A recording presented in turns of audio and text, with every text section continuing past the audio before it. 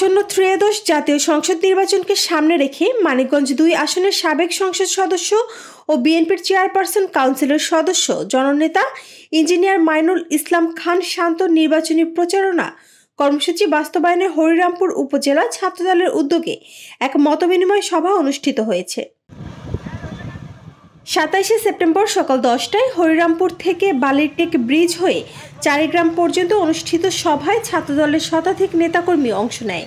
এ সময় স্লোগানে মুখরিত র্যালি ও মোটরযান শোভাযাত্রা বের করা হয়।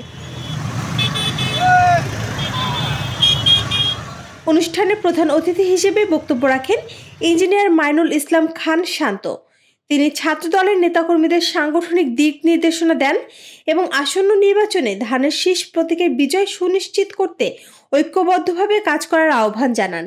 তোমাদের এখানে ছাত্রদলের যারা সিনিয়র আছেন কিংবা ইউনিয়ন লেভেলে যারা সিনিয়র আছেন কিংবা যুব দল কিংবা আমাদের হরিরামপুর মূল দল, এরা তোমাদের একটা ছোট পরিসরে তোমাদের এটা এক্সপ্লেন করবে। তারপরে তোমরা প্রতিটি ওয়ার্ডে, আমি যুব দলকে দেখেছি, স্বেচ্ছাসেবক দলকে দেখেছি, তারা ওয়ার্ডে ওয়ার্ডে মিটিং করেছে। আমি চাই তোমরা ছাত্র দল প্রতিটি ওয়ার্ডে এই মিটিং করবা।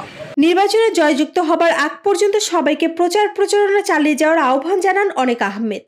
সবার উপস্থিতিতে ও সার্বিক সহযোগিতার জন্য কৃতজ্ঞতা প্রকাশ করেন উপজেলা ছাত্রদলের সাবেক আহ্বায়ক কমিটির সদস্য সাব্বির আহমেদ সেতু। সভায় উপস্থিত ছিলেন উপজেলা বিএনপির সাধারণ সম্পাদক মোহাম্মদ শামীম আহমেদ, উপজেলা যুবদলের সদস্য সচিব আবু সাদাত মোহাম্মদ শাহিন, যুগ্ম আহ্বায়ক কবির হোসেন বুলবুল, স্বেচ্ছাসেবক দলের সদস্য সচিব মোহাম্মদ ইমরান, বিভিন্ন ইউনিয়নের যুবদল ছাত্রদল নেতৃবৃন্দ সহ স্থানীয় পর্যায়ের নেতাকর্মীরা।